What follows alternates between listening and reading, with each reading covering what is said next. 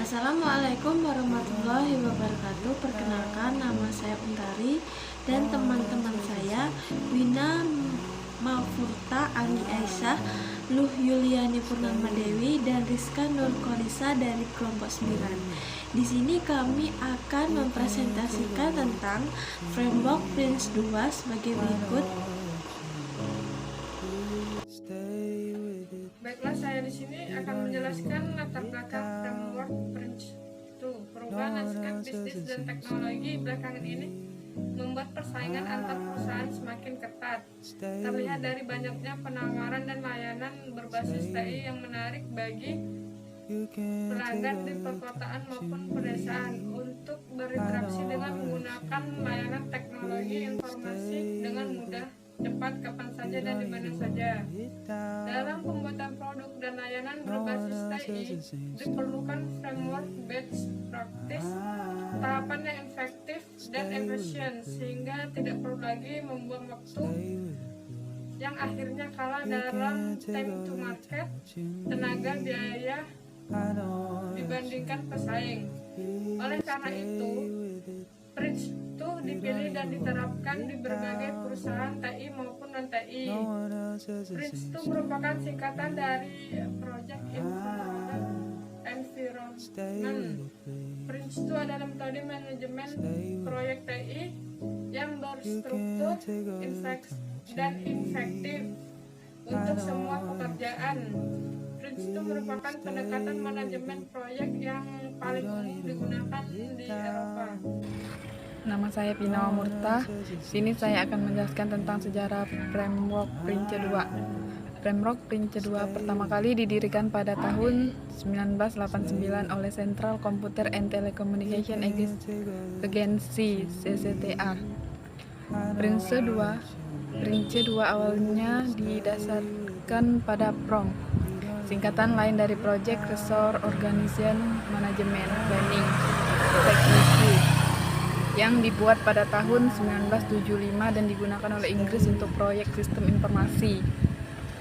Prince 2 akhirnya diterbitkan pada tahun 1996 dan yang mengejutkan, itu berada di domain publik. Ada 2 revisi besar Prince 2 sejak diluncurkan pada tahun 1996. Prince 2 2019 Refresh pada tahun 2009 dan Prince 2 2017 Update pada tahun 2017. Pembenaran untuk pembaruan 2017 adalah evolusi dalam praktik bisnis praktis dan umpan balik dari praktisi Prince 2 dalam lingkungan proyek yang sebenarnya. Edisi kedua diumumkan dan dirilis pada tahun 1996 sebagai metodologi manajemen proyek generik. Baiklah, itulah penjelasan dari saya tentang sejarah framework Prince 2. Tahapan-tahapan framework Prince. 1. Melalui proyek. Disinilah ditentukan apakah proyek tersebut layak. Setelah dikonfirmasi, itu harus disetujui oleh Dewan Proyek. Ini termasuk ringkasan proyek yang berisi kasus bisnis, cara terbaik untuk melakukan proyek, nama orang yang dipilih untuk melaksanakannya, dan rencana tahapan terperinci yang menunjukkan pekerjaan yang perlu dilakukan pada tahapan pemula. Aktivitas proyek termasuk pemicu, yaitu dokumen tingkat tinggi yang menyatakan mendapat proyek. 2. Melalui proyek. Selama proses ini, beberapa pertanyaan perlu dijawab dan ditentukan bagaimana memantau kemajuan proyek dan siapa yang perlu tahu dan bagaimana mereka akan diberitahu. Aktivitas yang terkait dengan proses ini termasuk bangunan, strategi, manajemen risiko, konfigurasi, kualitas dan komunikasi, juga atur kontrol proyek bersama dengan rencana proyek dan dokumentasi inisialisasi proyek. 3. Mengarahkan proyek. Proses ini memantau Dewan Proyek bertanggung jawab kepada proyek melalui pengembangan keputusan mereka. Mereka memiliki kewenangan untuk melalui proyek mengirimkan produknya menutup proyek tersebut. Mereka juga menawarkan arahan dan kendali selama proyek berlangsung.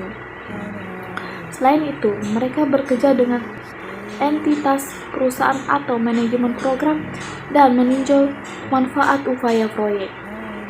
4. Tahapan pengadilan.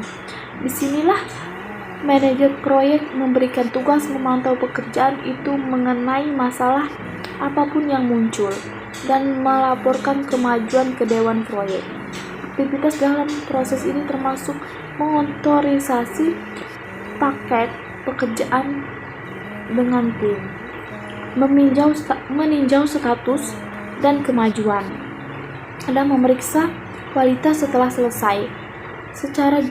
Seseorang juga harus meninjau dan membandingkan kemajuan rencana proyek, menetap setiap masalah dan risiko bertindak untuk menyelesaikannya.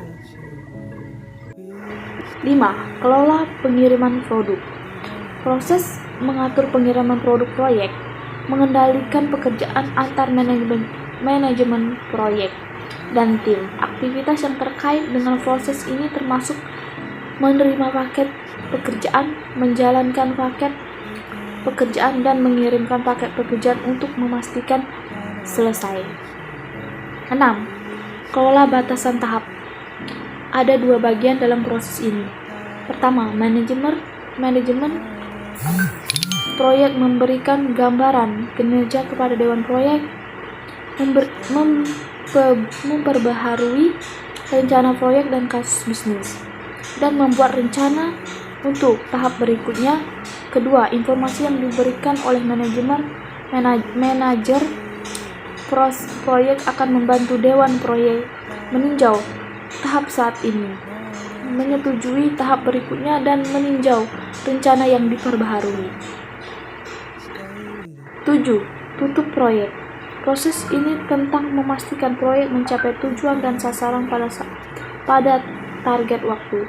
Terkadang manajer proyek mempersiapkan penutupan dan rencana dan penutupan prematur. Tetapi ini tidak diperlukan.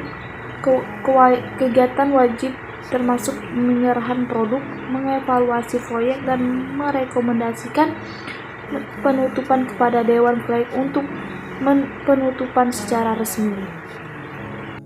Kelebihan dan kekurangan framework Prince 2. Kelebihannya yaitu kelebihan dari Prince 2 adalah mudah untuk menyesuaikan pada proyek dan lingkungan yang berbeda dan merupakan standar yang bersifat terbuka, dan penggunaannya tumbuh dengan cepat. Sedangkan kelemahannya yaitu tidak melingkupi keahlian interpersonal, tingkat detail lebih rendah, dan menggunakan terminologi yang sederhana dan konsep yang sederhana. Dari materi-materi yang sudah dijelaskan oleh teman-teman saya tadi, saya akan menarik kesimpulan bahwa framework Prince 2 sangat berguna dalam pembuatan produk dan layanan berbasis TI. Diperlukan framework best practice terhadap agar efektif dan efisien, sehingga tidak perlu lagi membuat dan meluncurkan produk yang baru. Layanan TI menghabiskan waktu yang lama, akhirnya kalah dalam time to market, tenaga, dan biaya, dan ditetapkan perusahaan baik IT maupun non-IT. Baiklah, itu dia penjelasan dari kelompok kami. Kami mohon maaf atas kekurangan dan kesalahan. Kami akhiri. Wassalamualaikum warahmatullahi wabarakatuh.